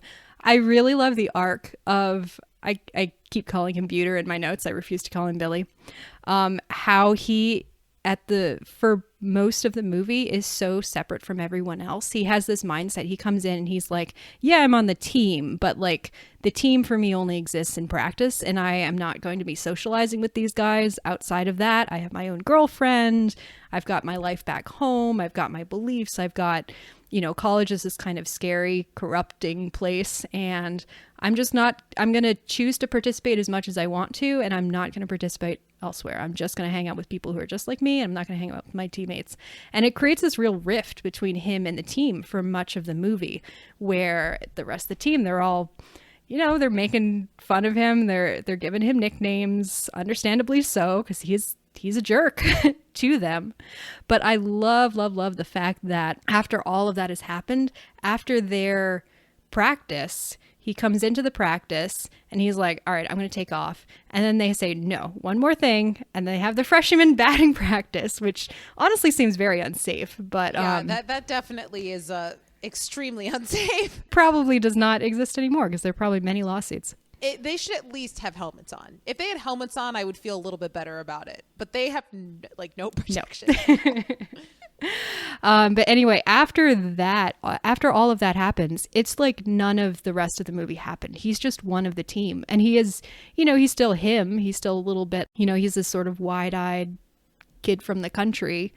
But all of a sudden, everyone else has accepted him, and he's willing to kind of sit down with them, eat with them, and get their wisdom from them and ask them questions. And it's just such a nice little moment that, again, I think really resonates from my experience of what college is like, where the idea of you are outside of the experience of other people for a time, and that causes issues, but then there can be this bonding experience, and then you come together. And I don't know, I'm not phrasing this very well, just I feel like it's so well observed in the ways that human beings interact, where someone you think is so different from you go through this thing, and then all of a sudden you're together. And this idea that it's not too late. I mean, it's only been a few days, but he comes in with this very clear idea of what his college baseball experience is going to be, and by the end of this weekend, it is something completely different, and it's something that is hopefully so much better than what he envisioned. That's the beauty of sports. I'm gonna keep hammering it in there. Like, that is, sports create a camaraderie, a bunch of people that normally would not get along or normally wouldn't associate with each other, because they have this common shared experience where they get together to do this same thing every week or multiple times a week or whatever. It creates this bond that breaks barriers. It really does. And I think we see that happen with him. And isn't there also, I could be misremembering this, but isn't there also a moment towards the end where he says something, or something along the lines of he communicates that he has some sort of awakening in terms of, I thought the world was just my town, my girlfriend, my whatever, and now I'm realizing that there's so many other things that I could do. There's something like that he says. And I remember when that moment happened, I was like, good for you, man. Like, don't stay tied down to this small place that you've come from. I mean, if you want to go back to that place, that's totally fine. But let yourself experience what else is out there before you decide to go back to that place. And I really liked that realization that he seemed to have, and how the team was like, yeah, yes, like join us. We've been here the whole time. We've been waiting. We're for ready. You. Yeah. Well, and I also love the joking kind of way that that Finn responds to him when he talks about how, like, I don't know, guys, like, this place is so big and full of temptations and things are challenging the way that I thought. I don't know about all this. And Finn's just like, Private Buter, are you going to fold like a lawn chair? Yep. Like, to sort of like, he's just joking with him, but also bringing him in, but also sort of affirming him, but also like allowing him to become part of the group. It's like, it's a really nice moment where he's like laughing with them and sort of feeling like he can be himself, but also feel like he can be part of the group. It's a really nice moment. Finn is someone that I would legitimately love to be friends with, because I can tell, I mean this in the least creepy way possible. Like, he is a lover. Like, he loves people very deeply, and he seems so incredibly loyal and just so like. Well, he is a Leo. Sorry. Oh my gosh. Yes. But he doesn't, he strikes me as someone who genuinely really cares about people. And at this phase in his life, he kind of feels like, oh, I can't fully show it because I'm this jock guy. But I can tell that as he grows up and becomes more secure in himself, he's just going to really be someone you want in your corner, you know? And he just seems like such a good friend. Obviously Finn is, I feel like, the main, well, I was going to say the main comedic aspect of this film. Maybe not, though, because we also have Plummer and Willoughby. They're all funny in their own ways. But I just feel like not only is he this funny, witty guy who's ridiculous and so weirdly out there in terms of how he communicates with women and with the world and like all of these things, but he also seems like a genuinely kind person, which I think, kind of getting back to the overall just like ensemble of the film, I think one of the reasons why, and maybe this is the same for you, but I feel like one of the reasons why I connect with this movie so much is because I connect with the characters so much. Because yes, you kind of have your different, like roles of, oh, I'm the jock and I'm the funny guy and I'm the stoner and I'm the guy with the girlfriend back home. You have all of these, stereotypes of people or caricatures of people. But also within each of them, for me at least, I see them as real people, and I see them as people that have feelings and experiences and goals and actual personalities that have made them who they are and how they communicate with the world. Like, they seem like fully realized people. They don't just exist within this hour and 45 minutes of a movie. They exist within this whole actual world that feels real to me. And I feel like Finn is one of the main examples of that for me in this movie. He feels like a real person, and I love that. Absolutely. I could not agree with you more. We need to move on to talk about Finn next, and I'm very excited about it because he's my favorite character, as I'm sure you could guess. Is he your favorite character because he's Finn or because he's played by Glenn Powell? That's my question. Both. You can't have one without the other. But actually, just to kind of like reinforce what you said there, like I mentioned before, one of the things that's so great about this movie is the way it sort of takes that jock stereotype and actually breaks it down and shows the different variety within this team, and this sort of bro stereotype, how many different personalities, like levels of curiosity and interest and desires and passions and things like that. One of the things I love so much about this movie is the way where Richard Linklater chooses to end it, because it ends when Jake and Plummer get to their first class of the year, two freshmen in their very first class. And they've both been out all night having sex, partying. They're both for 3 days so tired. Straight. For like 3 days straight. And so they get into class, and I love Plummer's like, who's this fuck? And then Jake is like, I think that's our professor. And he's like, oh. He's like, oh. It's so funny. Who else would it be? Where do you think you are? But the professor starts writing something on the board. He writes, frontiers are where you find them. This sort of like kind of inspiring statement. And both of them just like, they're like, this is going to be a good year. And then they go to sleep. And I feel like this movie is me sitting in a college class with like athletes, bro-y athletes sleeping next, in the chair next to me, and me being like, oh my gosh, like these guys, why are they here? This is so ridiculous. And now this entire movie exists to challenge my preconceptions of like who they are and what their experiences were and their, experience of the world, and the fact that they are, curious, intelligent, like well-rounded people. Like, this whole movie exists to be like, Geneva, stop being so stereotyping of the college bros who slept through class. Yeah, you saying that line of this year's going to be, a good year or whatever, made me think of that moment when Mick Reynolds is like, this is going to be the best day of my life until tomorrow. It's such a good line. It so perfectly captures the mindset of him and Yes. so many of these characters. Is like, Yep. this is the prime of my life. This is my time to explore, to discover. Literally classes have not started yet. There is nothing I need to do. There is no one telling me what to do. There's no one telling me no. And I don't mean that in a creepy way, just in a way of like, could go in a creepy way, but in this movie, no. In the sense of like, this is completely unfettered possibility and exploration and discovery and enjoyment of life. And that's beautiful in a way.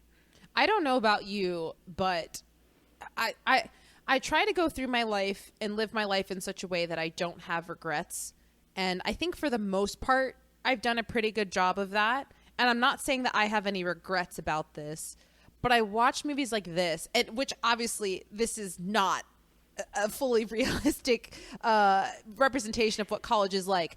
But I will say that I do look back on my college years and I'm like, I wish I would have been more carefree and just chilled out, because everything that you just said about, you have these moments when you're in college when it's like, no one is expecting anything from you. You can do whatever you want. You don't have to pay bills. You don't have to go to work. Like, da da da da da. And especially before the school year starts, like when you get to campus early and classes haven't started yet and all these things, it's like, I really admire people that were able to really enter into that, because where I went to school, there were a lot of people. I mean, granted, it was an academically rigorous school, so people were, for the most part, like engaged in their studies.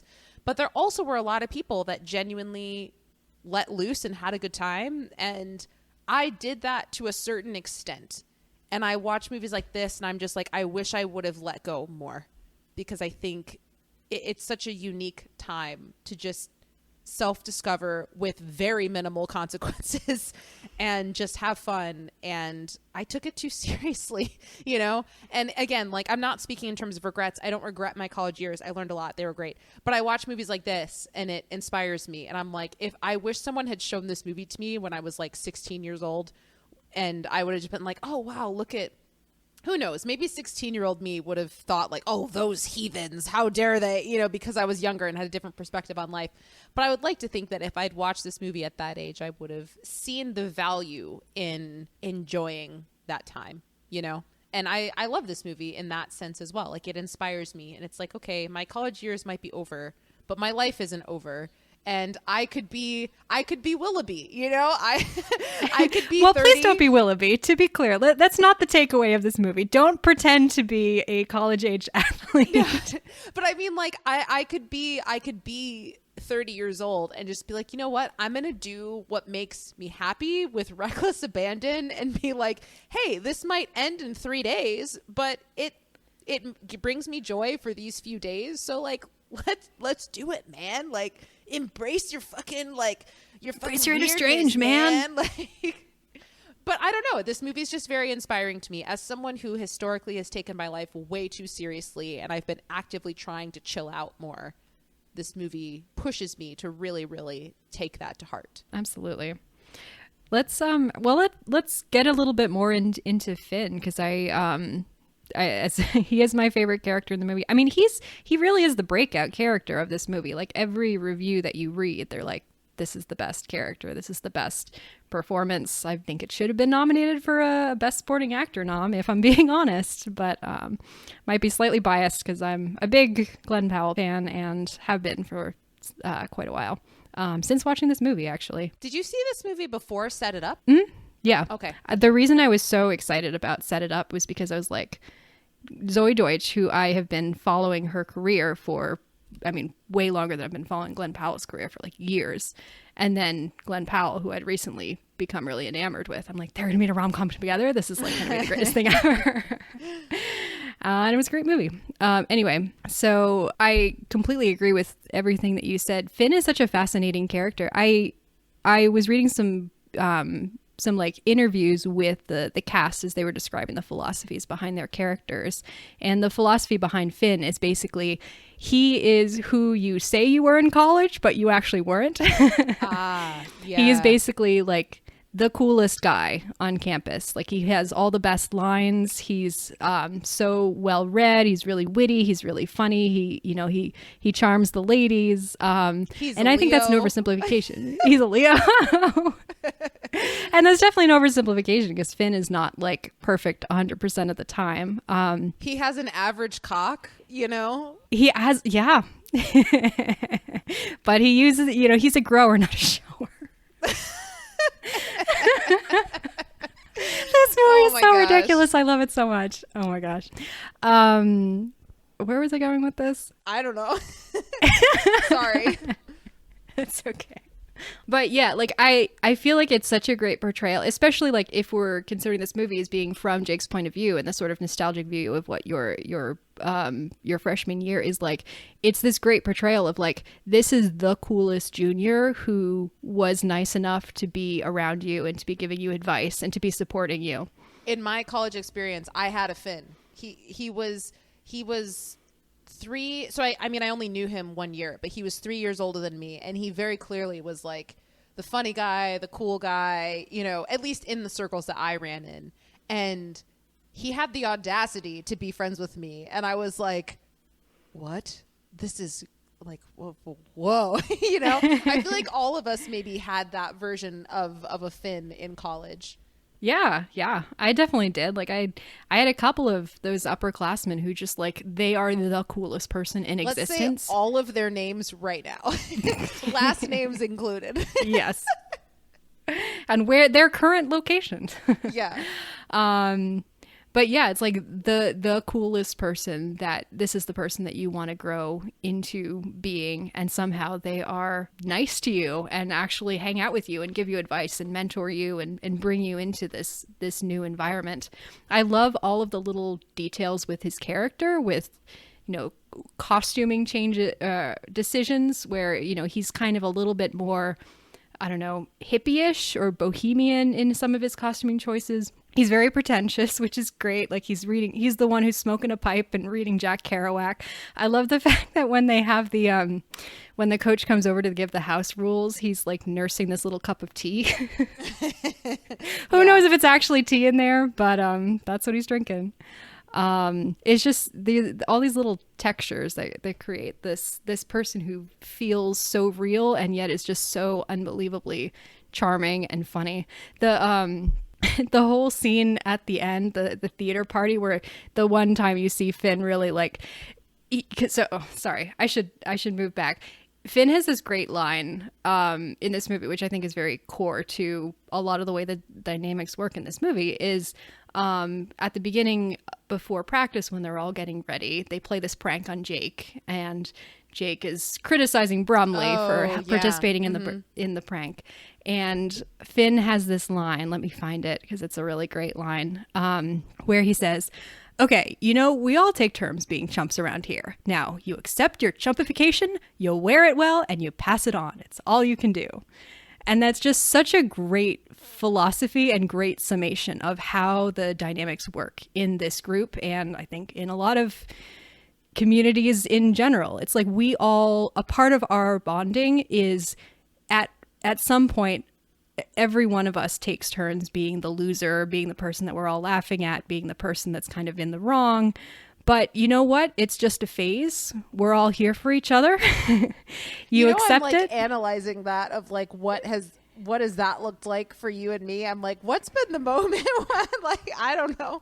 I know. I don't want to think about it too much. But I think it's probably part of a healthy mindset of being like, podcast. I can accept. Yeah. Our friends are all looking at us like, wow. Look at how far they've fallen. It's okay. It's just a phase. Tatum and Geneva will get over it. Yeah. And then at the end, Finn has kind of his own chumpification moment where he's trying to hit on this girl and he's like talking about astrology and all the others start making fun of him. And he has this great like freak out on them, which is so funny, so well delivered. What's his line where Plumber goes, I would rather die than say I'd rather die a virgin than say my chart said I would make a good father someday. Yes. Oh my gosh. That is such a good dig. That is such a good dig. A good dig. So good. Finn has this great line in his monologue where he's like, you jealous little asshole crabs just pulling me back in the boiling pot. Which is such an incredibly specific thing to say.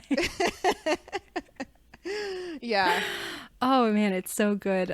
Just the way he talks throughout this movie, like, you know, he's constantly pulling out this ridiculous philosophizing sort of psychobabble, which it does make sense if you really think about it, but it's also just like, why are you doing this? There's this great moment during the practice when Coma like can't find his helmet and he's like, where's my helmet? I need my lucky helmet. And Finn just starts going off about like the difference between rituals and routines, and rituals are things that we use to create meaning in the psychodeterministic universe. And Roper, who's, you know, has been playing on this team with Finn for like 3+ years now, just looks at him for a minute and then just like stands up and walks away. And he's like, he's so done with Finn. But Jake and the other freshmen are like, yeah, what else? I feel like Finn is somebody who's going to go on to be very successful because he's such a chameleon. He's so charming. He's very good at like catering to the different vibes of the space and recognizing like, oh, this is how I should behave here and this is how I should behave here. And granted, he's very young at this point in his life, but I feel like as time goes on, he's gonna do pretty well for himself. He seems like a very adaptive person.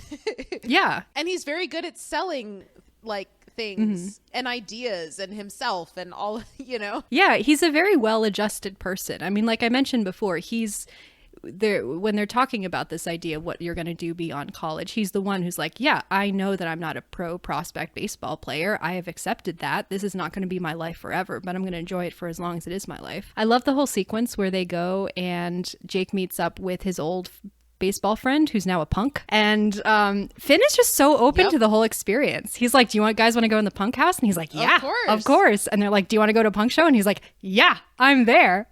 And then he has that great exchange with Jake at the punk show where Jake is like, I feel like I'm in a little bit of an identity crisis because we keep changing our clothes and going and checking out different vibes.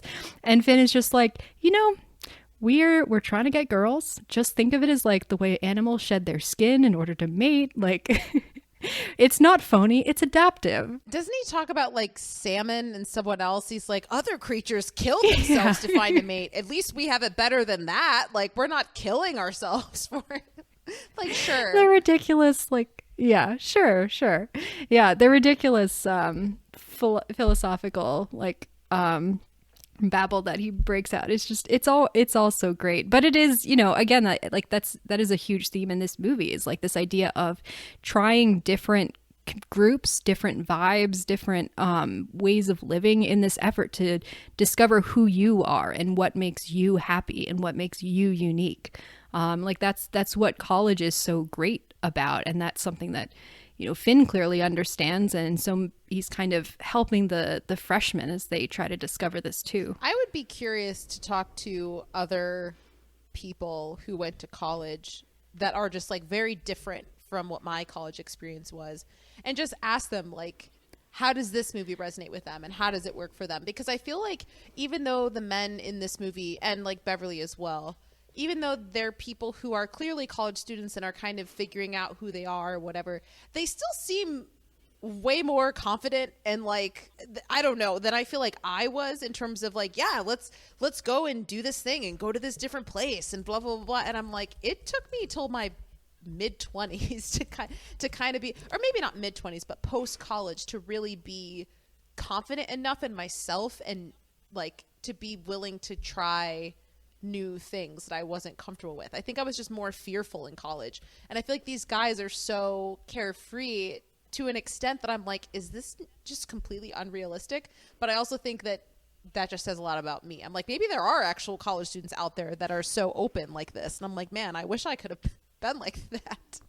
Yeah, well, I feel like I mean, to get slightly personal for a minute, you know, as I said, my college experience was very, very different from theirs, but there's so many things that resonate.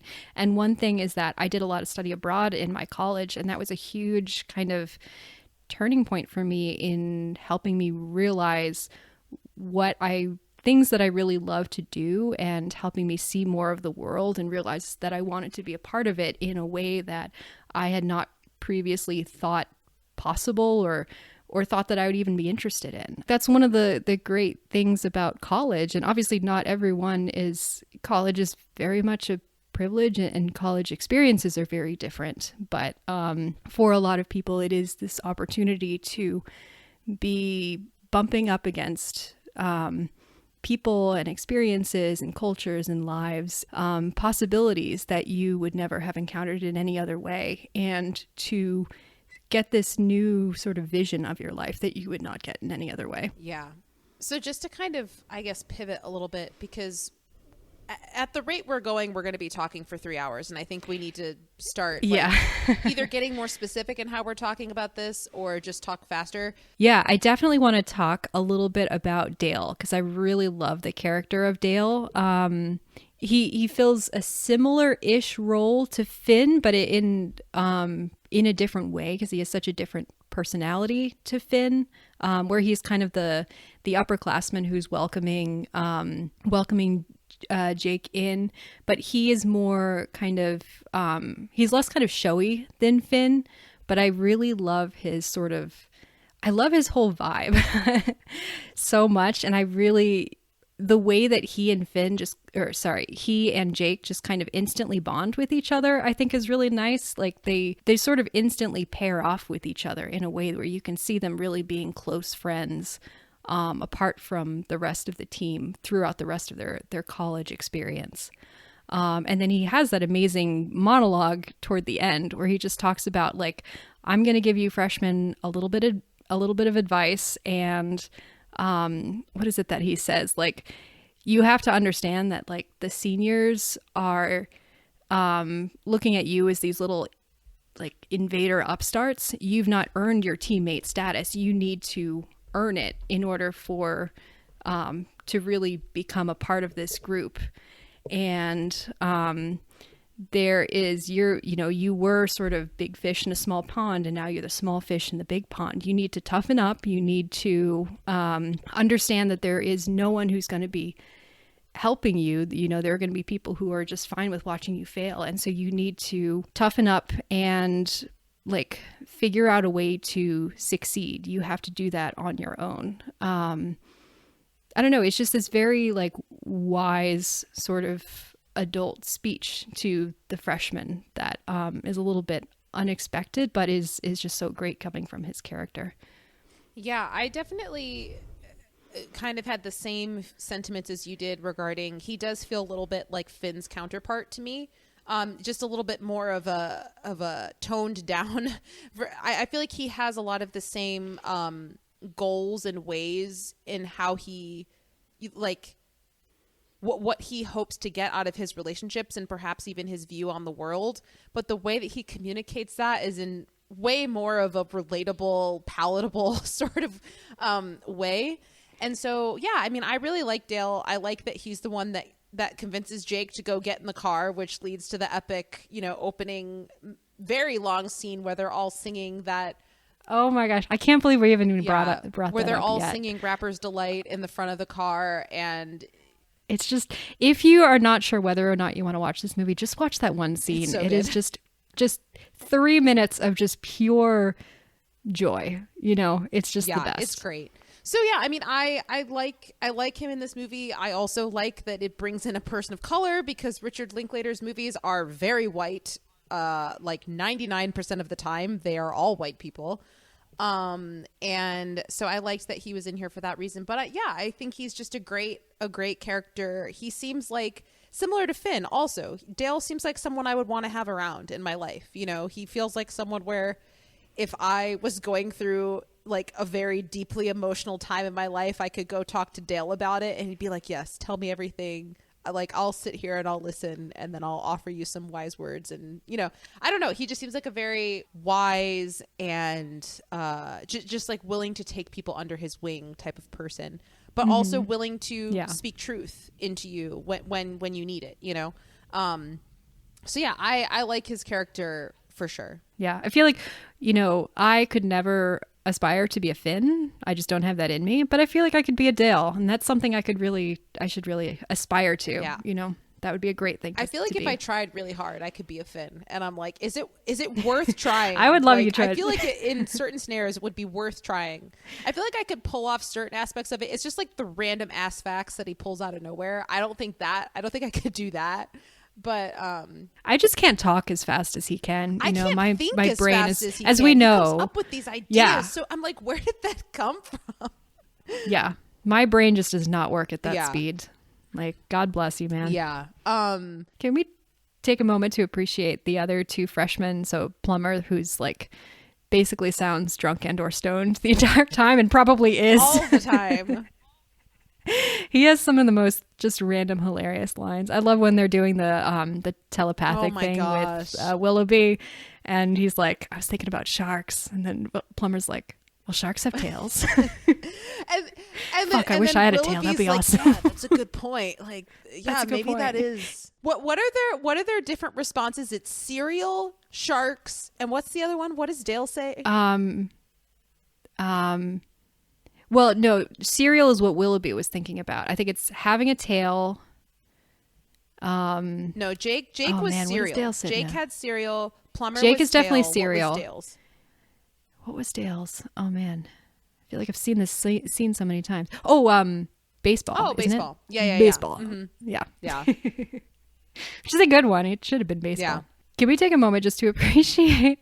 I love the character of Bromley so much because again, this is just this really relatable thing. Whereas there's that one guy in your friend group who's he's a little bit awkward and tries a little bit too hard, and he doesn't quite get the vibe of everyone else, but he's not malicious, and everyone kind of likes him, but they also kind of make fun of him a little bit. Like, I don't know. I feel like that's such a relatable. I love how archetype. he gets his moment in the sun though, because we do see, in my opinion, that he has kind of formed his way to be a part of this team and not just the odd man out, because the fact that they brought him in to perform the prank on Jake when he gets to the locker room, I'm like, the fact that they invited him into that joke shows that, like, okay, he does have a future, he does have a place, he does have like a spot to fill on this team, and I really loved that for him. I was like, good for you, find your place, you be your person. That's awesome. Yeah, like he's he is a part of the group. Like they, he gets the chumpification status a little more often than the others, but he's a part of the group in the way that Jay Niles is not, or at least not until the very end. Like he's a little bit weird, but like so many of them are, and so they kind of, when he beats Nesbitt at the knuckle thing, which is so weird. Yeah, it's true. I'm like, that's the stupidest thing ever. It's the stupidest game. But now that I think about it, I played a game like that when I was in high school. It wasn't exactly like that. I forget what it was called, but anyway. The part when they're playing the card game Oh Canada, where they're all just making up the rules, and Finn is telling him what he needs to do if he loses, and Brumley's like half believes it. Well, he's clearly so like, funny. wait, what? Wait, what? Like I don't think this can be true, but you're telling me so seriously, so I feel like I need to believe it. So just to kind of move forward a little bit, do you have any thoughts on Beverly and Jake? Yeah, we definitely need to talk about Beverly and Jake. I have thoughts about Jake. I don't have as many thoughts about Beverly, but yeah. I'm interested to hear what your thoughts are on Jake. To me, Jake is very much not that he's boring, but it's very much a sort of, he has to be a bit more blank in order for more of a blank slate in order for the rest of the characters and the world that he's entering into to really shine. So he is, you do see like, he is a little bit not insecure, but he's clearly a little bit hurt by the McReynolds' anti-pitcher bias, as shown by the fact that he then kind of talks about it with Willoughby, and Willoughby gives him that advice about embracing your inner strange. He's kind of stands out from the other freshmen in the sense that he is more immediate to pick up on what the upperclassmen are doing when they have all these like jokes and in-group rituals, and the whole Pete Ward thing, the thing where he picks up on the fact that it's not real and then the other freshmen don't, but then when he tries to like talk about it to the rest of the team's like, what are you talking about? Of course Pete Ward is real. Like, who are you to say he's not? is just so great. So yeah, Jake is like, he's not the most interesting character, but that's kind of how the narrative needs him to be. Yeah, I mean, that was basically why I wanted to talk about him, because I feel like all the other characters are so distinct. And I think that, like you said, I think he's very much so a blank character that exists as like someone that the audience member can project themselves onto in order to feel like they're a part of this world. And because he's kind of just like the guy who takes us from place to place so that we can be in the place that we need to be in order to witness everything that's going on. And I don't know. It's not that he's kind of like you said, it's not that he's boring. Like, I do think he is a character. Like, he's not Bella Swan. He's not nothing, you know, like he does have. Yeah, actually, well, sorry, finish and then He does I'll go. have aspects to himself that I do see as being, you know, distinctly Jake or uniquely Jake or whatever. I really, particularly, I love that sequence where he sees his baseball friend from high school who's now a punk guy, and we see how Jake is kind of, oh, this is someone where I'm really comfortable with them because I played baseball with them for 4 years, and like I feel like I can really be myself with him and just be like, yeah, let's go. I hang love out the with this scene at the guy. party after that where they're doing that game where you like spin around on the baseball, you like drink and spin around the thing, and then you hit the baseball. And it's like, clearly they have played this game with each other at parties for years. And like you said, they're so comfortable with each other, even though they have such different, they're part of such different like cultural sort of community groups now. Their bond is so strong. It's really great. Yeah, and I love that contrast. At least for me, I see it as a contrast of when he's on this baseball team. I do have a strong sense of he's still kind of learning his place and learning how much of myself can I actually be around these people. If I act like this, will they make fun of me? If I act like this, will they think I'm cool? If I act like this, will they think I'm boring? Like, he's really testing the waters to figure out, who am I with these people? But then when he's with his friend from high school, it's very much so like, I just have this sense of he feels comfortable of like, this guy knows me, I know him, let's do the thing. And I also kind of feel like we see that in his relationship, if you can even call it that, with Beverly too, of him kind of feeling like this is a place where I feel like I can be myself, but at the same time, I feel like I have to invite my teammates along, even though in my heart of hearts, I kind of don't want you to be here, but also I kind of want you to be here because I want to build these relationships with you, but also like I want to be myself, and I feel like I can't be fully myself when you're here. And so I like that dynamic of, in my opinion, it's these two different like scenarios where he has this opportunity to be himself, and he does do that, but then he also has to bring his team along. And I just think it's really interesting how that happens. Then obviously we see him at the end when he's just with Beverly, and you know, none of his teammates are there at all. I think for the first and only time in the movie where he's somewhere and his teammates I think aren't apart present. from when he first arrives on campus. I think you're right. And so I think that it's just interesting that, like, I think throughout the movie, he kind of, at least for me, seems kind of blah, because he's just kind of like, I don't know who I am, and let's just figure it out.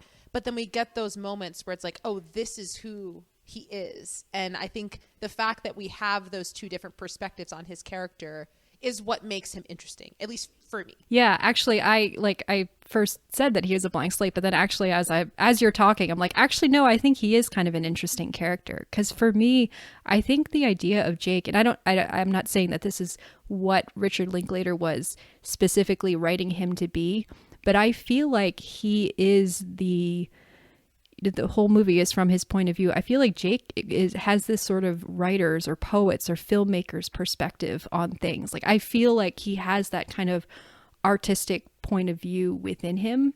Not that he is consciously doing it, but you can see in the way that he is observing the things around them and absorbing them and processing them.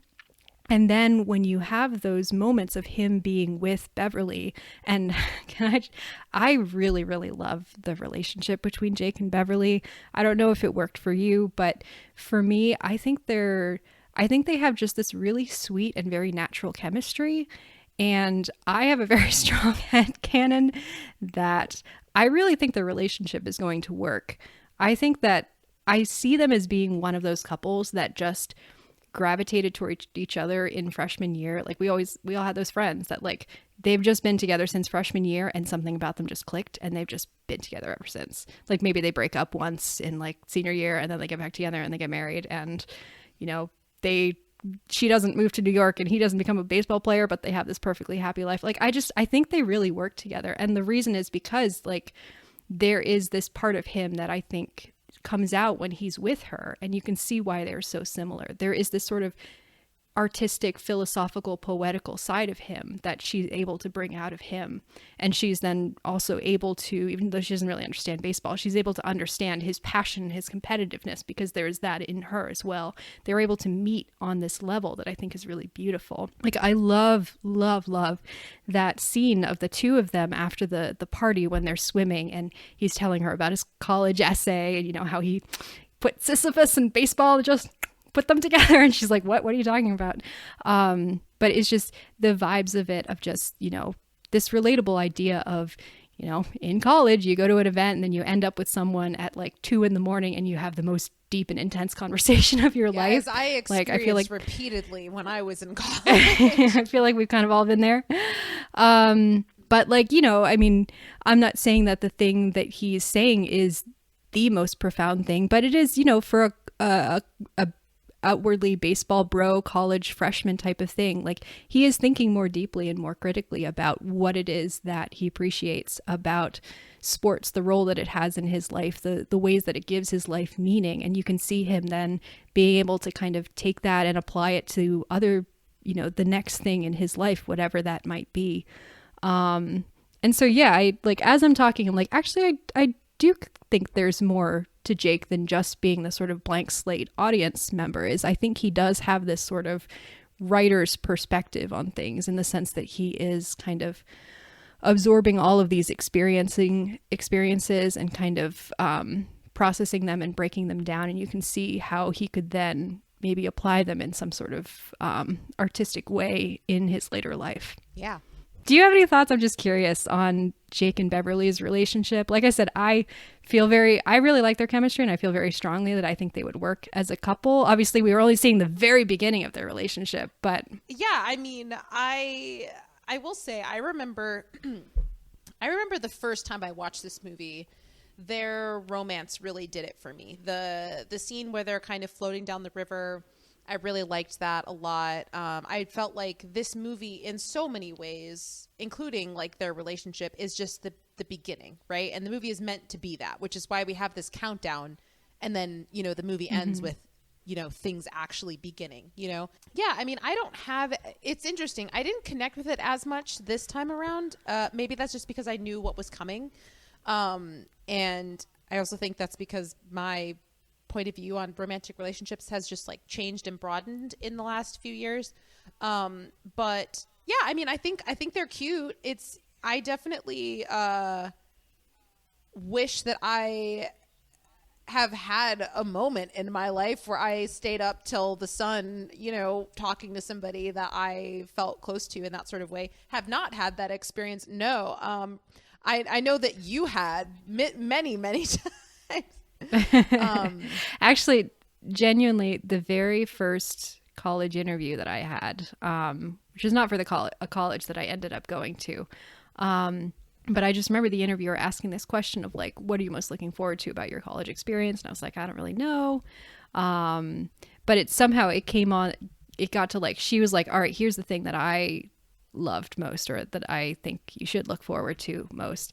And it was like really deep 3 a.m. conversations. And I was like, that sounds amazing. Yeah. And like, that's just what I love. Like, I love getting deep and pretentious and, you know, staying up to all hours and just having conversations and thinking deeply and connecting with people. I've done that before. I just haven't done it with anyone in a romantic capacity. No. That's what I'm saying. I should clarify. I've not, unfortunately, had that experience in a romantic capacity. I've had it with friends, you know, really close friends. I've had it with several friends too. I'm very grateful for that. But anyway, yeah, I mean, I like them together. That's kind of all I can really say. I like the concept of someone who is an artist not understanding sports, being able to see that through someone else's eyes, and someone who is an athlete and not understanding theater, being able to appreciate that through someone else's eyes. I think, yeah, I don't know. I like them. That's kind of all I can say. I don't necessarily reasonable. foresee them getting married and living a perfectly happy life. I don't know. I may have watched this movie and thought about this a little Geneva's too much. written a lot of fan fiction about it. A lot of fan fiction. Self-insert character getting married to Finn. Anyway, yeah, I mean, I don't have like too much else to say about it. I like that they're able to have fun with each other in a cute little weird way of him, you know, coming on stage while she's doing her little performance that I don't understand what it is. Oh yeah, have you never so it's the dating game, I think is what it's called. It's like a classic improv game. They used to play it on Whose Line I Is was It like, it's Anyway all Alice the in time. Wonderland themed, but aside from that, I have no idea what this is. Yeah. Yeah, because she'd enlisted him because someone dropped out, and it's so cute because it's like he's terrible at it, but in a very endearing way. And I feel like you can kind of see like, all right, I can see how these two people, even though they seem very outwardly very different, how they could intersect. All right, well, is there anything else that you wanted to talk about, or even just like, I don't know, random moments that because they're just, as we said, it's like I can't even remember all of them. I would have to watch the movie. Like there's just there's so many. Mm-hmm. Yeah, there's so many. Yeah, there's just go watch if this you've not movie. seen it, go watch this movie. There's just every scene, every line is so good. There's so many little amazing, hilarious moments that we're not talking about. Can I just mention the quote? I think we said it before we started recording, so I want to make sure we say it while we're recording. The last line with Finn where he's like, I want it on my desk tomorrow, a bibliography, annotated, highlighted. So great. I love that as a final line for him. I think it's fantastic. Okay, so we should probably start wrapping this up. So in terms of this movie's legacy, sadly did not receive any Oscar nominations. Did receive many Oscar nominations in my heart, but none in the world we live in. But it did have a great critical response. So right now, Rotten Tomatoes has it at 87%.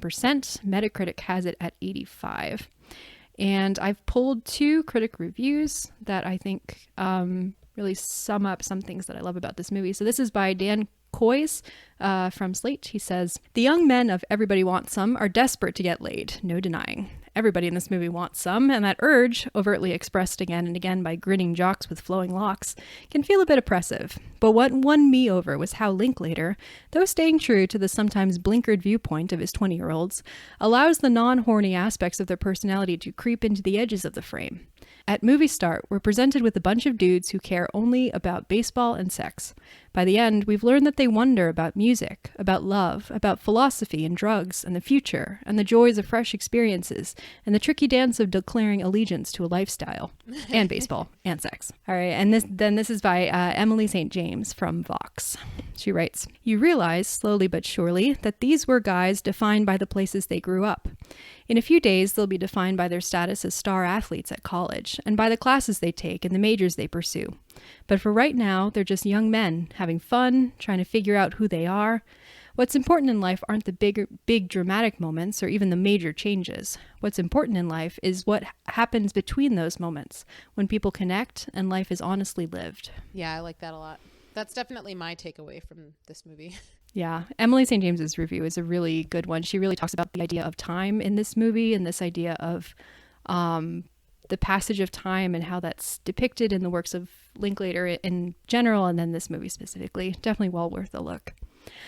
All right, final thoughts. Yeah, this movie is just so freaking fun.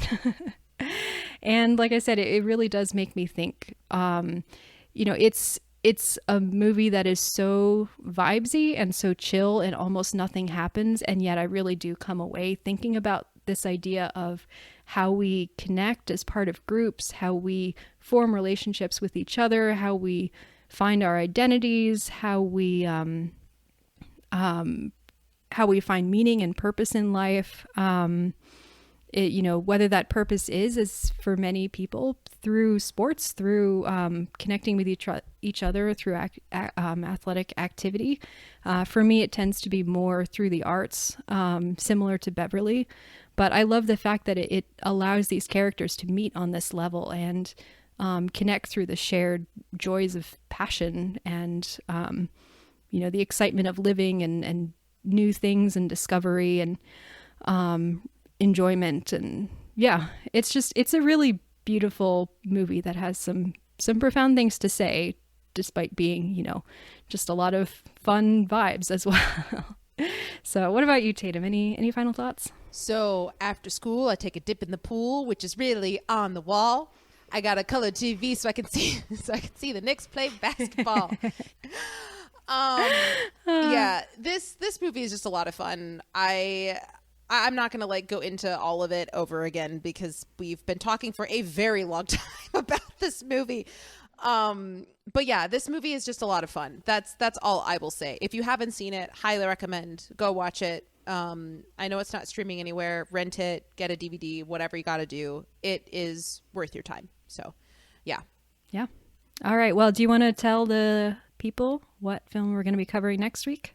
Yes. I don't know how much our audience is going to be down for a relatively older black and white Russian foreign language film.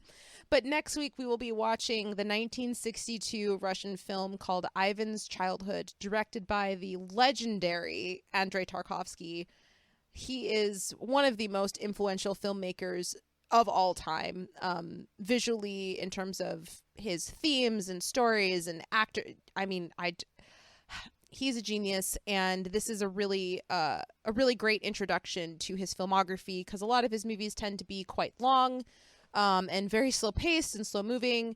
This one is definitely still slow, but I think it's an under 2 hour runtime, so it's a lot easier to consume.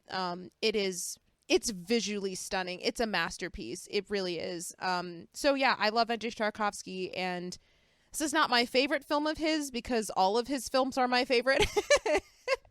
But yeah, it's a great introduction to his films, and I look forward to talking about more of his movies on this podcast in the future. But yeah, next week we'll be talking about Ivan's Childhood. All right, I'm very excited. I've never seen any Tarkovsky, so I remember when we'll talk about this a little bit, but I just remember how excited Dana was when she first saw this movie a couple of years ago, and kind of went on a deep dive on Tarkovsky's filmography and was just raving to me about it. So I'm excited. I bought his book.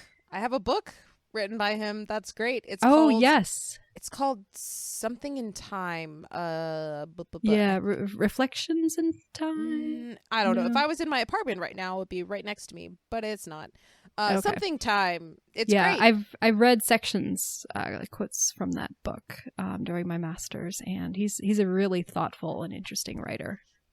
So yeah, very, very excited to see this. Yes, please, audience. I know it's a black and white older foreign language film. Please watch it. It's very good. I don't know if it's streaming anywhere. Get it from your local library. I don't know, but foreign language films are great. Please watch it. All right, it'll be our job in the next episode to sell it on our audience if anyone has not yet seen it by the time the episode comes out. Let's do it. Let's do it. All right. So that's going to be it for today. Thanks so much for listening. Bye, everybody. Bye.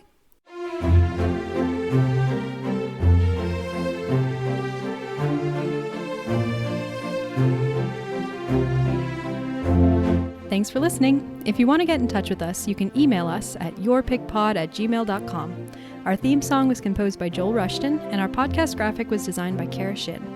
If you like this show and want to hear more, please rate and subscribe on your favorite podcast platform. We're excited to have you on this journey with us. Until next time.